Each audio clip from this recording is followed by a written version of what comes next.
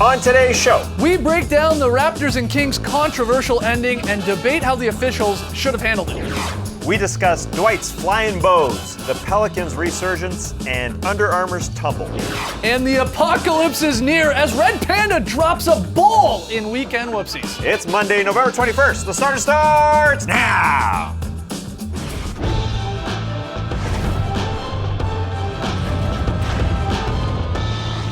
Good evening, sweet world, and welcome to The Starters. Whether you're listening to the podcast, joining us live right now on NBA TV, or a little bit later on YouTube, we're happy to have you. I'm Jay Skeets, and alongside me, as always, that's Tass Millis. Happy Thanksgiving week to all of you. To his right, it's the international man of mystery, taking it to the stash, Lee Ellis. Friend. Lily. And last, certainly not least, over there, Starters blog editor, Trey Kirby. Hey, yo! TK, what's poppin'? Well, I'm here at the internet looking for your best tweets at #TheStarters. And guys, there's no bigger star in the NBA than LeBron James, and there's no greater success in the world of the theater than Hamilton. So it was only a matter of time before the two intersected, and thanks to Dose.com's LeBron the Musical, that's exactly what happened. I'm gonna take my talents to South Beach. I'm gonna go join the Miami Heat. There's a championship I haven't won. I just can't wait, just can't wait. July 8th, live at 9. James makes the decision, free agent flying south. Nearly breaks the television, burnt jerseys in a pile. Dan Gilbert rants for a while. Gilbert got fined and LeBron just smiled. Really well done. You can see the whole thing on our Twitter page. And it brings us to today's question. What's your favorite NBA musical? For instance, maybe it's Singin' in the Rain starring the Splash Brothers. Or maybe it's the Rocky Horford Picture Show with those beautiful eyes. Or maybe it's The Wizard of Oz, which is the story of the four of us going to Australia to figure out why Lee is the way he is. But we want to hear. You're a creepy Dorothy, dude. Hey, You I've got would good look legs, good with man. the pigtails, though, I do think. But we want to hear from you. So let us know on Twitter, what's your favorite NBA musical? Send us your best tweets to #TheStarters, and we'll hear from you later. All right, get those tweets in. Fun Monday show here for you. We got the Up-Down Report, new batch of Weekend Whoopsies, but we start with what should be a heated edition of Is This News? Trey's rounded up some recent NBA headlines. He's going to pitch them to us, and we're going to determine whether or not they're actually news. Because remember, not all news is really news. Trey, first one.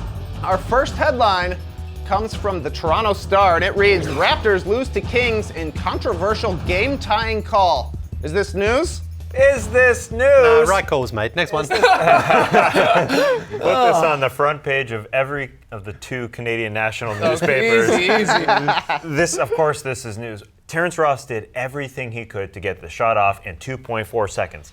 What was he supposed to do? Was he supposed to recalculate that DeMarcus Cousins touched it? Oh, maybe I should get this off within 1.9 seconds and get it off. That makes no sense to me. You go and check the video review to see if he got the shot off all the time, but not to check if the clock started when DeMarcus touched it, because this happens every single play, every single game, I should say. A possession doesn't start when a player touches it because it's human error. Right. It's going to start within 0.1 or 0.2 seconds. At the very, very, very, very least, they should have replayed those 2.4 seconds because it's not DeMarcus's fault that the clock didn't start on time. It's not Terrence's fault that he didn't get it off on time. It's not even the human element that fault either. But you gotta replay it at the very, very least. I agree. This is news because the NBA officials made it news. That's the worst part about this whole thing.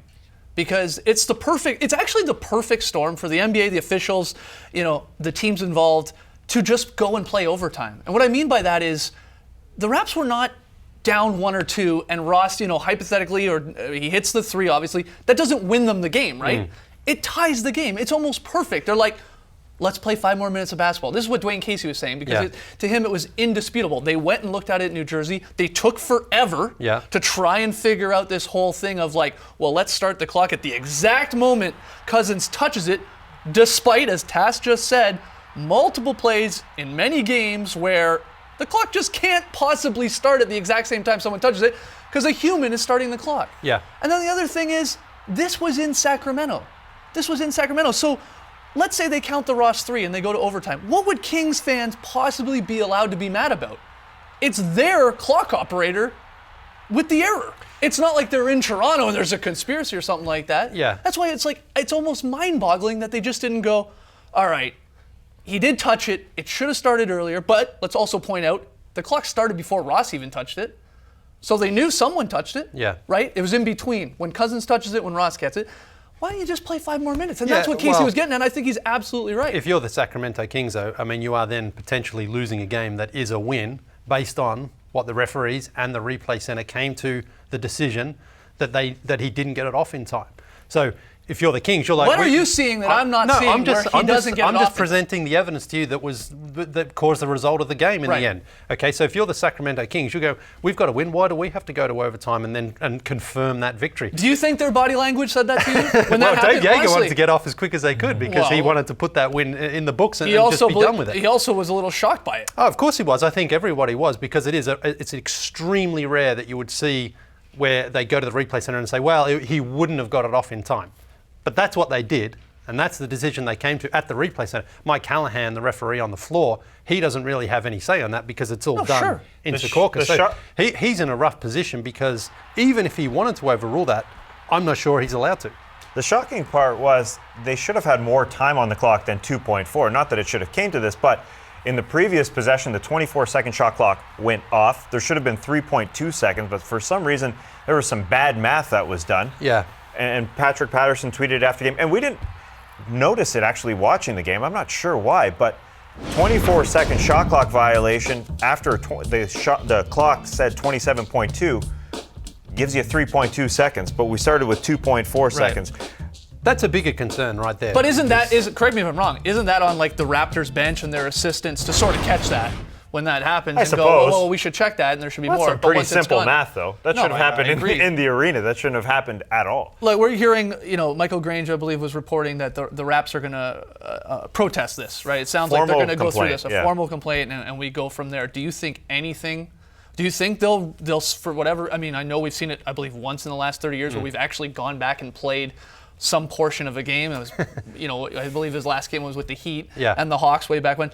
Do you think this happens? They replay the 2.4. They go to overtime. Anything? Any chance? I highly doubt it because, according to the Video Review Center, it was longer than 2.4 seconds. Yeah, that's why I don't think the NBA is really going to now say, all right, we'll replay Right, it, even right. if there was an error, because they've got their own sort of way of figuring out that it was took longer than the 2.4 It's just seconds. so strange that they started the clock Yeah. as soon as DeMarcus touched it, right? Right. As soon, and that just doesn't happen. Right. Well, you need that sort of 0.1 seconds, whatever it is. But that's never going to be a perfect system Also, anyway. it doesn't leave Ross's hands with 0.1 second, even in this scenario. There's like 0.5, 0.4 you can maybe Well, you sell got me to on. trust the Video So- Review Center has the technology to do the math that it took 2.5 seconds, right? 2.5. Well, we have to. Holy cow. Yeah, absolutely. But I mean, I'll throw this at you, and I know we got to move on here. If this happens on if this happens on TNT We'll on see a it tomorrow, Thursday guys. night and Steph Curry takes that shot, are you telling me they go and look at it for 10 minutes and then they come back and say, no, game's over, it doesn't count? Well, There's not a chance. And I'm not saying impossible it's to- because of the Raptors. I'm No. saying that, I don't know. Is it a Sunday night League Pass game and there's 20, 25 teams where it's like, well, we did the math. Sorry. Like, there's just no way you could tell me on a Thursday night big marquee game that they would have done that. And it was a great play by DeMarcus Cousins. I think we should note that he touched it and that the clock should have started earlier because it was a great move.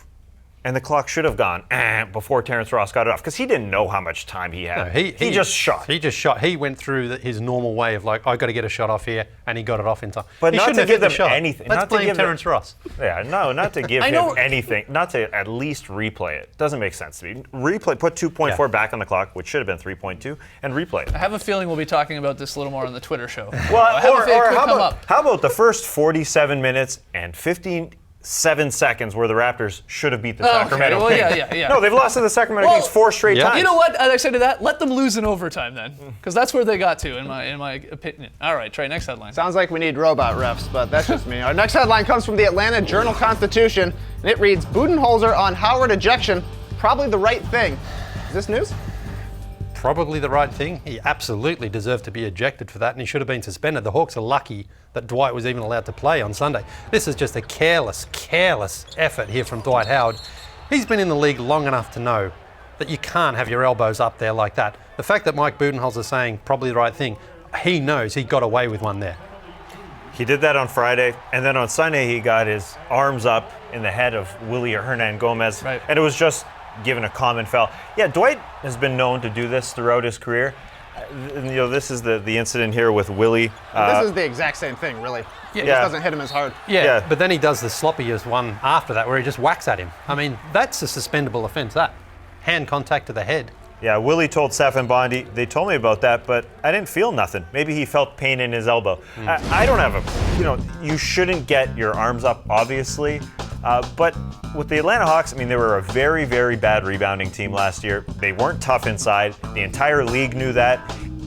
And I'd rather have to rein a guy in from his aggression than have to teach him to be aggressive. So Dwight Howard throwing it around and being an aggressive guy and you knowing that he's going to be there is better than Not if he not gets having a suspended guy at though, all. from doing things like that, Yeah, though. yeah, but We've seen him but be the suspended toughness in the is good. playoffs before for very similar he's things. where the treading a posts very come up, fine yeah. line by Sure, doing that. but the toughness, you can't trade that in for anything. The guys on his team know he's going to be there. He's going to board. It's good to have a guy back there. Got to take a break. Obviously fired up here today on the Stars, but when we come back, can Drew Holiday save the Pelicans? We'll tackle that and more in the Up Down Report.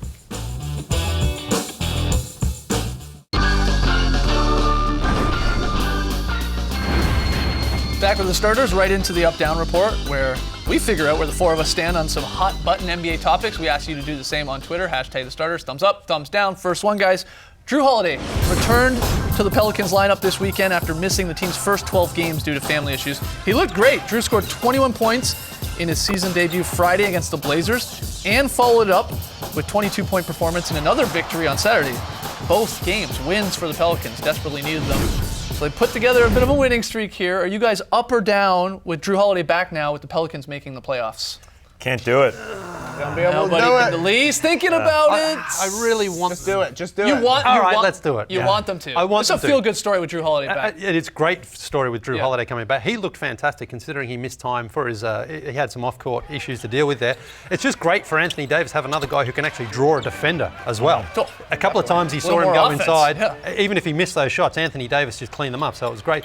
And again, Anthony Davis, we know, is having an MVP type season, but if they do not make the playoffs and they don't even win 45 games, he's not even going to be considered. I would hate to see Davis' season go to waste. So, come on, Pelicans, let's do it. It would be nice, but both of their wins were against teams that were on the second night of a back-to-back. Drew Holiday is good, but we all agreed that the Pelicans lost a lot of talent in the offseason, and that was a 30-win team that didn't make the playoffs. They Right. basically have to play at a 50-win pace to get to around 44, 45 wins. They're 4-10 already. I just don't see it happening. Yeah, I'm a huge Drew Holiday fan. He just knows how to run a team. He doesn't go too fast, doesn't go too slow. But at 4-10, there are too many good teams in the Western Conference. With teams like the Lakers sort of playing above their heads and the Jazz playing solidly. And The Wolves maybe on the They're only come up 3 here. games back of the Lakers, though. If the Lakers are playing above their head, you No. figure they might drop out. I mean, it's still early But enough. there's still too many teams. There's still, Golden State, San Antonio, Clippers, they're in. I think the second sort of tier, the Grizzlies, Rockets, and Thunder, they're probably in. And then you've got 2 spots remaining. I think the Jazz and the Blazers are there as well. Right. The Lakers are already there. The Wolves are already there. There's just too much talent to be 4-10. And yeah, they had a bad year last year, but a lot of that was injuries. And the talent hasn't grown since then. So that's the problem. And there's still a lot of injuries.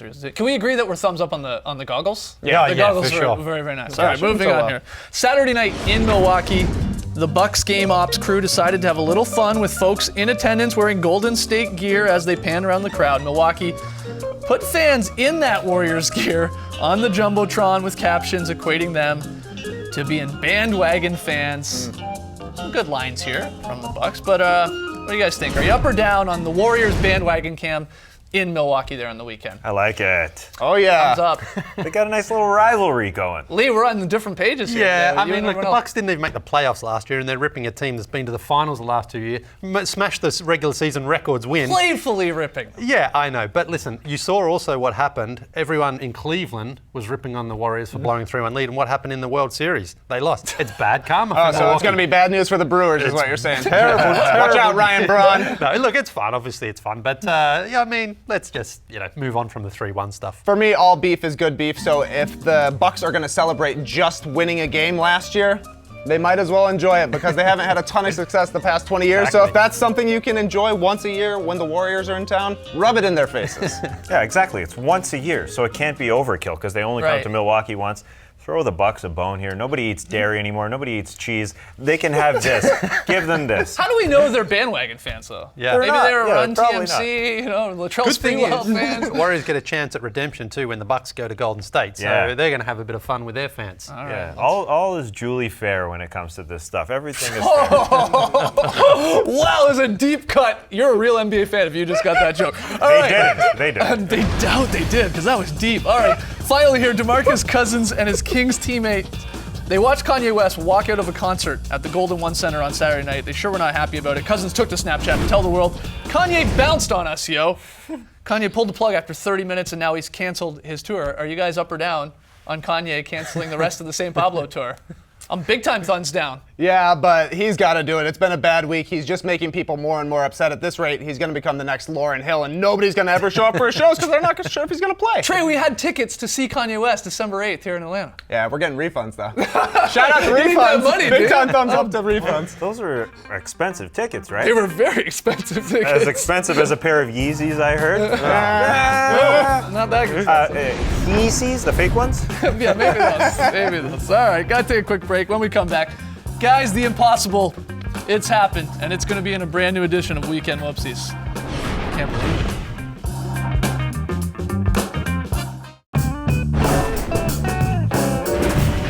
Back with the starters, we asked you earlier in the show, what's your favorite NBA musical? You hit us up on Twitter, hashtag the starters. Trey has a few of the best answers. Yeah, a lot of really good zingers over here. This one comes from Jared Dubin, who's verified, so you know it means more. The King and Fry. I like it. Eli says, My Fair McGrady. Oh, saw that in Stratford. Probably not the real Raph Simmons says, Cats. Starring Karl Anthony Towns, I assume. Naseeb says, Hello, Delhi. One of my favorites.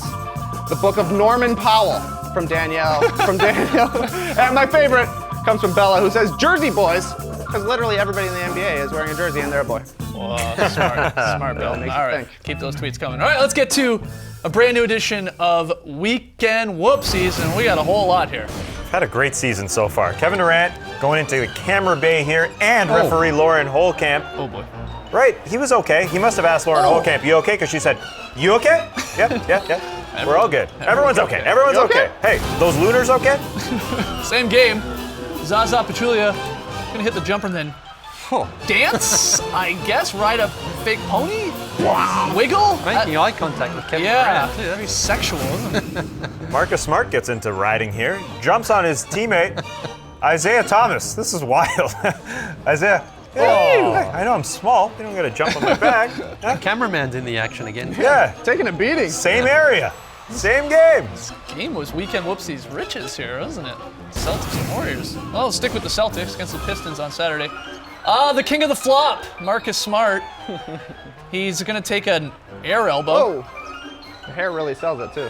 I mean, the win would be strong coming from Drummond, but not that strong. Rockets mascot, Clutch. Look at this video bomb. Whoa, it's like he's on a moving walkway at the airport. Yeah. Slide by. Is he walking or is he on like roller skates? It's like a front moonwalk he was doing then. Andrew Harrison has got Chris Dunn breakdancing here, dropping. Oh. Oh, nice move. Red Panda, apparently retired. She came back. Obviously, one of the best NBA acts in history, but the she goat. dropped. No. Oh, it's like MJ coming back with the Wizards. We don't want to see that. man. No. Couple great moments from Michael Beasley. We started him galloping in to play. Boxing out is the best. That's unbelievable. And then a little more Beasley. Costly turnover from the Bucks late against the Warriors. We go to Beasley for his reaction. Yeah, Is this a mannequin challenge? Yeah. there was no galloping after that.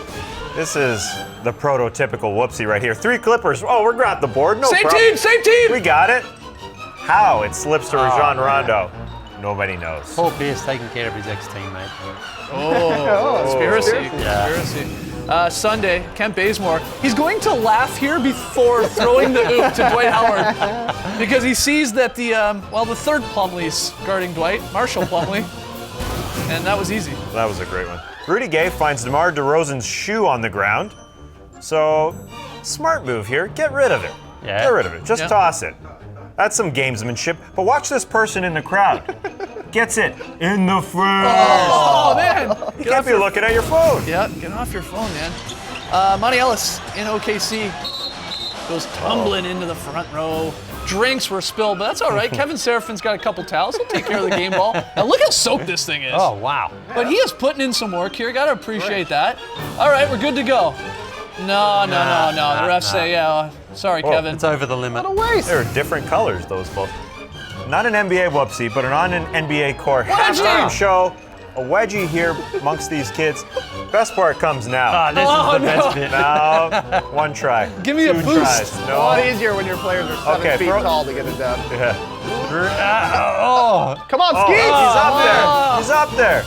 It's 3 tries. We got a ball? No. Oh, man. No. Get the broom. No. Yeah. Got it They out. let it breathe. Are we counting that, Wedgie? I don't know. If we get to 49, yes. Okay. All right. Okay, we'll play it by ear. One more break. When we come back, Lili's very solid play.